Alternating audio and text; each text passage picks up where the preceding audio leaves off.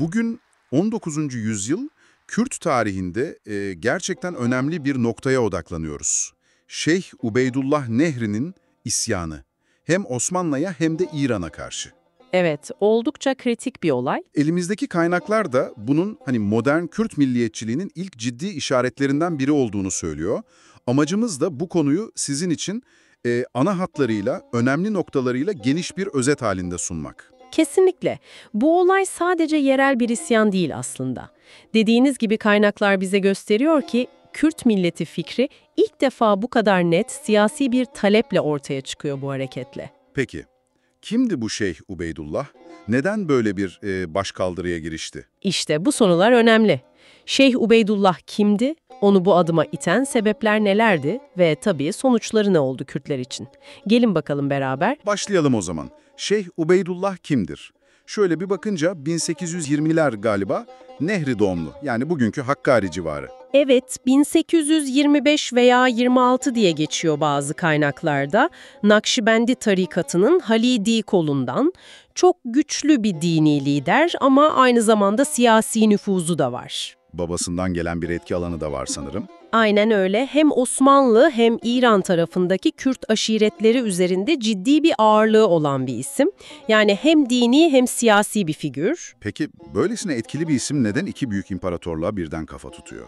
Yani bu isyanın arkasında ne yatıyordu? Temel motivasyonlar neydi?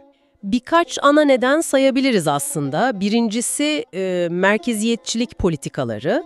Yani hem Osmanlı'nın Tanzimat sonrası o merkezi otoriteyi güçlendirme çabası, hem de İran'ın benzer şekilde Kürt aşiretlerinin özerkliğini, hani o eski yapılarını sınırlama girişimleri, bu yerel güçleri rahatsız ediyor tabii. Anlıyorum. Bir de Kürtlerin hakları meselesi var değil mi? Siyasi temsil eksikliği gibi. Kesinlikle. İkinci önemli nokta bu.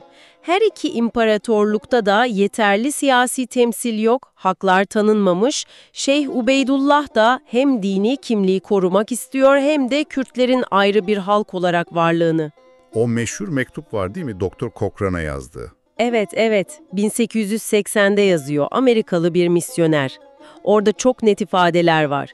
Diyor ki, Kürt milleti ayrı bir halktır. Biz de ayrı bir milletiz, işlerimizin bizim elimizde olmasını istiyoruz. Bu çok çarpıcı bir ifade o dönem için. Yani imparatorluklara karşı bu kadar net bir ulusal bilinç ve talep. Çok cesurca, evet. Bir de tabii 1877-78 Osmanlı-Rus Savaşı sonrası değişen dengeler var. Osmanlı'nın otoritesi zayıflamış bölgede. Sınırların Kürt aşiretlerini bölmesi de bir etken sanırım. Tabii, o da var. Hatta ilginç bir not, Osmanlı'nın savaş sırasında Kürtlere dağıttığı modern silahların bir kısmının sonra bu isyanda kullanıldığı da söyleniyor. Yani pek çok faktör bir araya gelmiş durumda. Anlıyorum. Peki isyan nasıl gelişti sahada? 1880'de başlıyor dedik. Evet, 1880'de patlak veriyor. Şeyh Ubeydullah, Hakkari'den Urmiye'ye kadar çok geniş bir alandaki aşiretleri bir araya getiriyor. Rakamlar değişiyor ama bazı kaynaklar 80 bine yakın savaşçıdan bahsediyor. Ciddi bir güç. Hedef neydi? Hedef, bağımsız ya da en azından özerk bir Kürt yönetimi kurmak. İlk olarak İran topraklarına yöneliyorlar. İşte Urmiye, Mahabat civarında bazı başarılar da elde ediyorlar başta. Başlangıçta bir ilerleme var yani. Ama kalıcı olmuyor galiba. Aynen öyle. İran ordusu toparlanıyor. Bir de onlara destek veren yerel milisler var.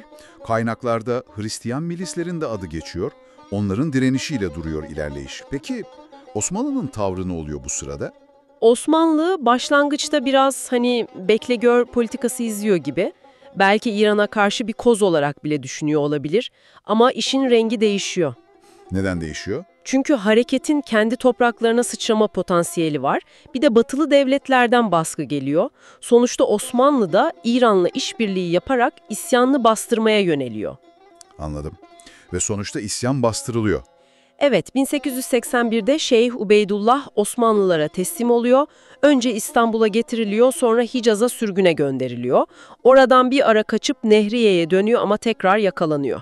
Ve sürgünde vefat ediyor. Aynen, 1883'te Mekke'de vefat ediyor. Yani askeri olarak bakınca başarısız bir girişim ama sizin de başta söylediğiniz gibi sembolik anlamı çok büyük anlaşılan. Kürtler açısından ne ifade etti bu isyan? Kesinlikle Askeri yenilgiye rağmen Kürt milliyetçiliği tarihinde bir dönüm noktası, bir mihenk taşı olarak görülüyor. Neden? Çünkü ilk defa bu kadar geniş bir coğrafyada Kürtler tek bir lider etrafında biz ayrı bir milletiz diyerek net bir siyasi taleple bağımsızlık veya özerklik bir araya geliyor. Bu sonraki hareketlere de ilham veriyor o zaman. Tam olarak öyle. Bedirhanlar, Seyit Abdülkadir, hatta 20. yüzyıldaki Şeyh Said hareketi gibi daha sonraki pek çok Kürt hareketi için bir referans noktası oluyor. Bir de tabii Nakşibendi şeyhleri gibi dini liderlerin Kürt toplumundaki siyasi rolünü de pekiştiriyor bu olay. Tabii bir de işin olumsuz tarafı var. İsyan sonrası baskılar artıyor mu? Maalesef evet, hem Osmanlı hem İran tarafında Kürtler üzerindeki baskılar artıyor, merkezi kontrol daha da sıkılaşıyor, bazı aşiretler dağıtılıyor, göçe zorlananlar oluyor. Yani kısa vadede bedeli de ağır olmuş, bölgede istikrarsızlık da yaratıyor. Anlıyorum. Ama uzun vadede baktığımızda Kürt kimliğinin ve siyasi bilincinin modern anlamda şekillenmesinde önemli bir katalizör rolü oynadığı genel kabul görüyor. O zaman şöyle bir özetleyebiliriz. Şeyh Ubeydullah Nehri ayaklanması, 19. yüzyılı şartlarında iki büyük imparatorluğa meydan okuyan, askeri olarak yenilgiyle sonuçlanan ama modern Kürt ulusal bilincinin ve siyasi taleplerinin ilk defa bu kadar güçlü ve organize bir şekilde ifade edildiği çok kritik bir olay. Özellikle hem Osmanlı hem İran Kürtlerini birleştirme hedefi de dikkat çekici. Kesinlikle öyle. Belki üzerinde durulması sizin de düşünebileceğiniz bir nokta şu olabilir.